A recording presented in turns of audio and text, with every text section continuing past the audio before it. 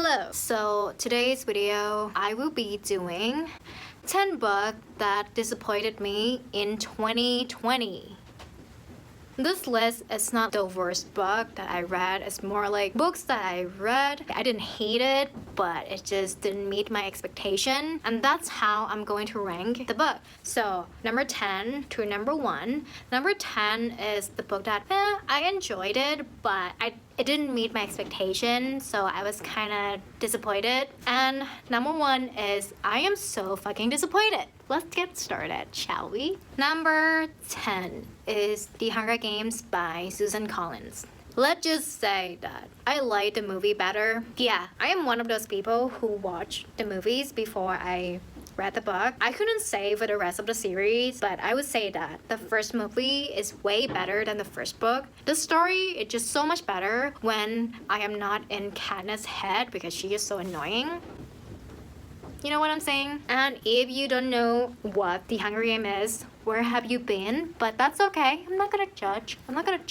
This book is basically about the game called The Hunger Games. Basically about 12 people from 12 districts fighting each other to death for rich people entertainment. And Katniss, the main character, is one of the competitors that entered the game. It was supposed to be her sister, but she volunteered to take her sister's place. That's what the story is about. There are 3 books, and I am not going to read the rest of the series because I just have no desire to do so. I am happy with the movies. Yeah, number 9 is Percy Jackson and the Lightning Thief. This is my second time reading this book. Well, the first time I DNF'd it because I wasn't having it. But a few months ago, there was news that Disney Plus is going to make Percy Jackson into a TV series, and people were so pumped about it. And I just heard so many great things about the book, and I was like, you know what? I'm gonna give it a try. And I didn't like it. Like, it wasn't bad, but it wasn't as good as I thought it would be. And also, I didn't like Percy. He was just a brat. And if I don't like a character, like especially the main character, it's just really hard for me to like the book itself. I don't remember what I gave this book. I think it was either a 3 or 3.5 stars. So like, I didn't hate it, but I didn't like it either. Oh. And if you don't know what this book is about, that's okay. I'm not gonna judge you. It's basically about a kid named Percy Jackson. And he just found out that he's a demigod and his dad is the god of the ocean. And now he is going to camp called Half-Blood Camp, and shit goes down when a god lost his stick, his lightning stick, and he was really mad about it. Who stole my stick? And Percy Jackson was new into the camp. The stick, that lightning stick, is the god of the sky stick, and Percy's dad, the ocean god, and the sky god, they don't really get along. They already have some beef with each other. So when Percy Jackson got here, the sky god is like, yo, your son stole my stick. Where is it? I say ocean god and sky god because I don't know how to pronounce their name. Anyway, and the ocean god was like, what are you talking about? My son didn't steal your stick. He didn't take it. What are you talking about? You are just irresponsible and just lost your fucking lighting stick. And Percy was like, okay, you know what? I'm gonna go find that stick for you. So the 2 gods can stop fighting about the stick. So that is what the story is about. If you don't know about it, now you know. I think this book is just not for me, but I can understand why people like it. And number 8 is Divinity Falling by Nora Segra. If you know me, my favorite TV show is Lucifer. So when I see this book, I see the cover and I read the premise, I was like, I'm in. I am in. And this book is about a fallen guardian angel and the daughter of Lucifer. She didn't know that Lucifer was her dad until the book begins. Like, she didn't know anything about Lucifer until Lucifer decided to kidnap her brother to get her brother back. Lucifer wants something in return. He wants her to sell people's soul. The premise of the book is better than like my description. But anyway, when I read premise, I was really excited about it, but the book just did not deliver the thing that promised in the synopsis ended midway through the book. And the rest of the story was just something else. And it was so weird. It just got really mushy and it was weird to read it. And also the main character, her name is Eddie, and the love interest name is, I don't remember, let me look it up. Anyway, in my note, I did not write his name, but their name is so similar because their names start with AD, both of them. And this is a dual POV, and sometimes I get so confused when I read the book, like who is who. I was really disappointed. I thought I was going to love this book. And the thing that tripped me off the most about this book is after the book ends midway and the next subplot starts, now Eddie has to find a way to kill Lucifer. And Lucifer could not be killed by anything until one thing. There's only one thing that can kill him. And then when I found out what that is, holy shit, I was so mad. So he couldn't be killed by anything, not even the most powerful archangel or an army of angels. But he could be killed by this? Are you fucking serious? What? Really, really sad that I did not like it. I really wish I liked this book, but I did not. And number 7, the next book is, oh shit, I just hit myself with the book.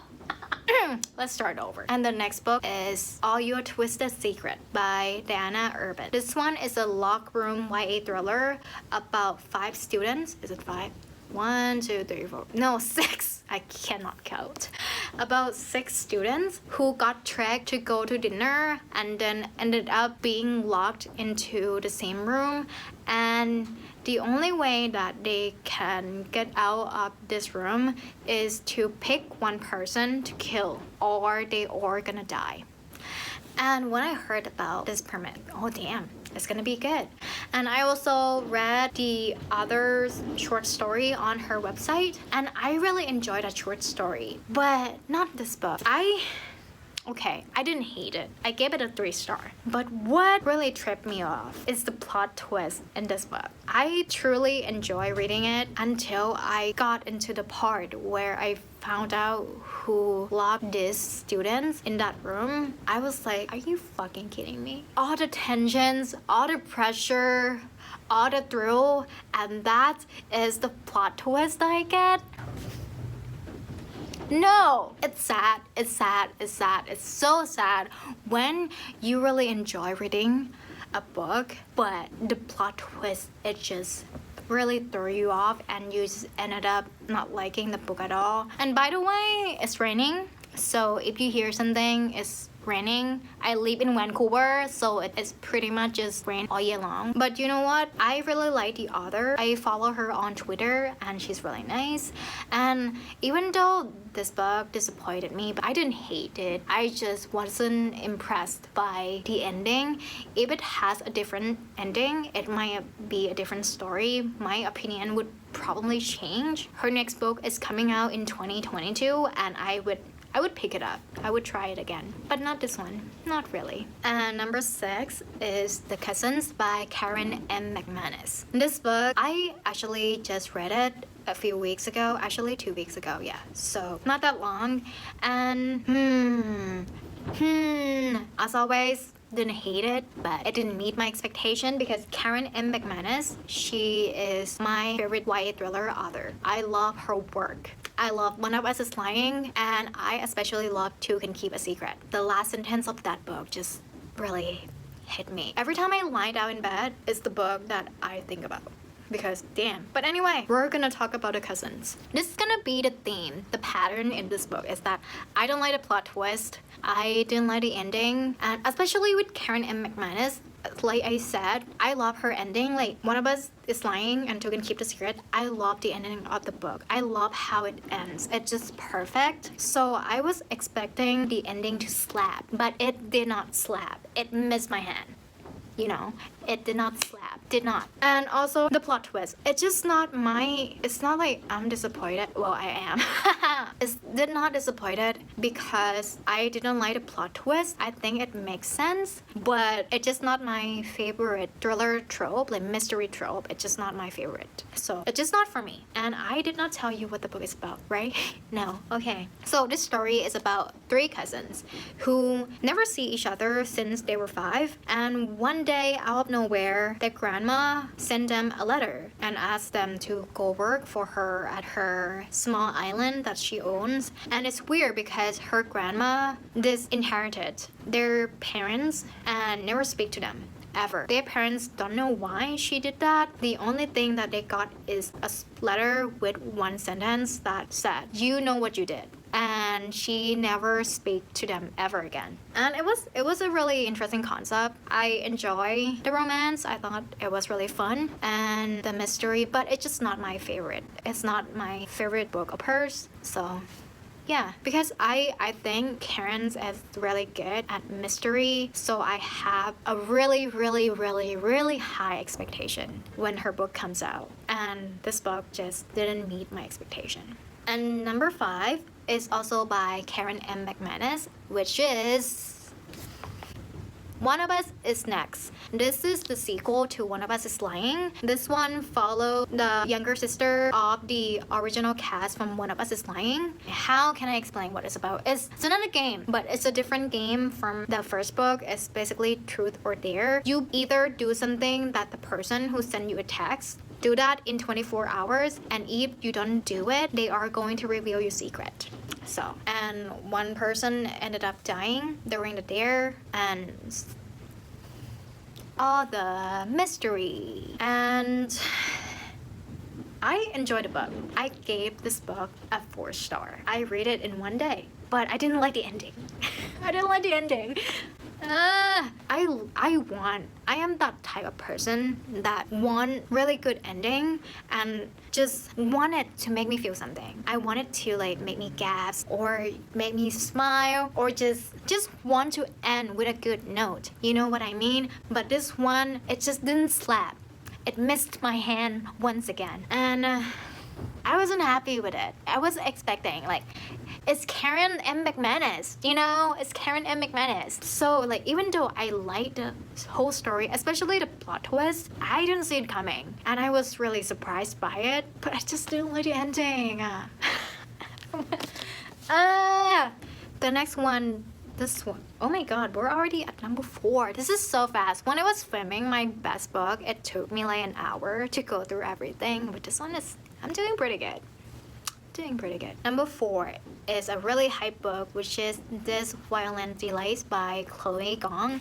And this one is a retelling of Romeo and Juliet, and it's taking place in Shanghai in 1920s. And I don't know how to feel about this book. Okay. When I first read it, 10% into it, I was so sure that I was going to give this book a 5-star.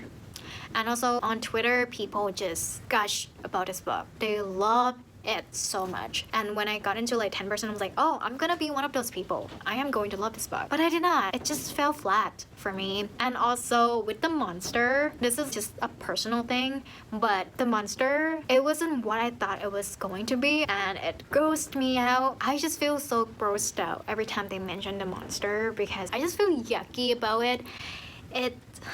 I didn't like it. And their relationship between Juliet and Roma, I like it, but I thought the relationship was gonna be like streamier, but that was just me. It was okay. The book was okay, but since it was just a hype book, and since I was so sure that I was gonna like it, I bought 2 Old Crate, the book box subscription, because I wanted to keep one for myself, and then I want to give it to someone else as a gift.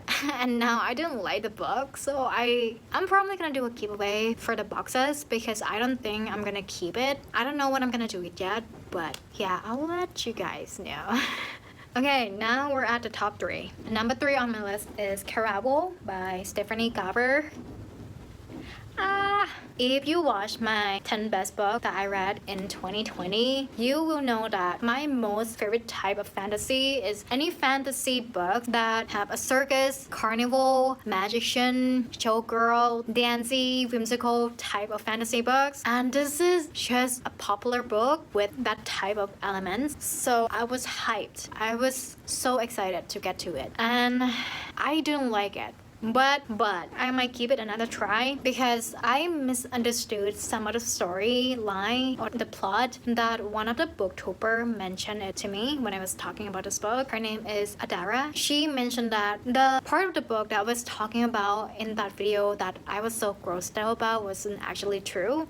It was just part of the game. It wasn't true. So I wanted to give another try, but the reason why is that my number 3 is that it is so hyped up and I was really looking forward to reading it. I had a very high expectation for this book and it didn't meet that expectation. I was hoping it was going to be my favorite book, but it did not. It was such a big disappointment when I didn't like it because it is one of the biggest book, one of the most popular book about carnival, about a type of book that I like. And when I read it and it did not become my favorite, I'm just really disappointed because I really want to like it, but I didn't like it. Like, what can I do? And number 2 is The Savior's Sister by Jenna Morrissey. I cannot explain how disappointed I was and still am reading this one. This one is one of my most anticipated books of the year because I love the first book, The Savior's Champion, so much. And this book just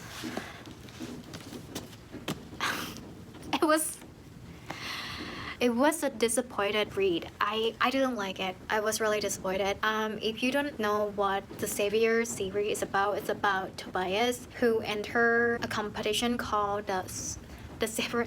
I can't even talk. So if you don't know what the Savior series is about Tobias and Layla. The first book is in Tobias' POV when he is doing the competition, and the competition is basically 20 men fighting to death to marry the Savior. And this book, The Savior's Sister, is in Layla's perspective. Is taking place at the same time as the Savior's Champion, but now we're just going behind the scene of what is going on while Tobias is fighting for his life and Layla is working in the palace trying to save herself too. And this is actually the reason why, if you watch my best book video, this is the reason why I didn't put the Savior's Champion. One of the reasons that I did not put the Savior's Champion at my number 1 most favorite book of 2020 is because when you read a series, you cannot really, well, at least I cannot separate a book from its series. You know what I mean? If you like one book but you don't like the other book, it just felt like I just felt really weird after this, because now in this book we learning more about the antagonist from the first book, and after I learned about him, I just realized that he just a middle-aged man who just like to screw women and other people around, and he is so stupid. If he's smart, he would know about Layla's plan in the first chapter, but he was so stupid that he didn't know about it until later in the book. And I think it was because he had to, otherwise there would be no book. You know, the author has to find a way to stretch out Layla's secret until the end of the book. And there are so many plot holes. There are so many ways that her secret could be exposed. But it did not. How convenient. Because it just has to in order for the book to work. I still it was more like, it was fine, I guess. Sure, I would still read the third book and see, but if I don't like the third book, I would probably stop reading the series. But if you watched this video before you watched my best book video, I still recommend you reading The Savior's Champion because that book can be read as a standalone. It has its own ending and it wouldn't affect your reading experience if you only read that one book. It could be read as a standalone, but this book though, I didn't like it. The last book, y'all. This is the book that disappointed me the most. It breaks my heart. It makes me want to scream and ask the book God, why? Why would you do that to me? And this book is The Glass Sword by Victoria Aveyard. This is the second book in the Red Queen series, and fuck me, I love the first book so much, and the first book ended in a cliffhanger. So when I read the second one, you know, I expected to get some closure, and it just breaks my heart because this book it's just so disappointing, and it's even more disappointing because it could be great. This book could have been better if the publisher decided to stick with the original 3-book series instead of 4. On Goodreads, I see that Victoria the authors say that it's going to be a 3-book series, but now there are 4 books in the series, and why? Just so you can put the filler in each book, and breaks my heart like that. If you cut half of the book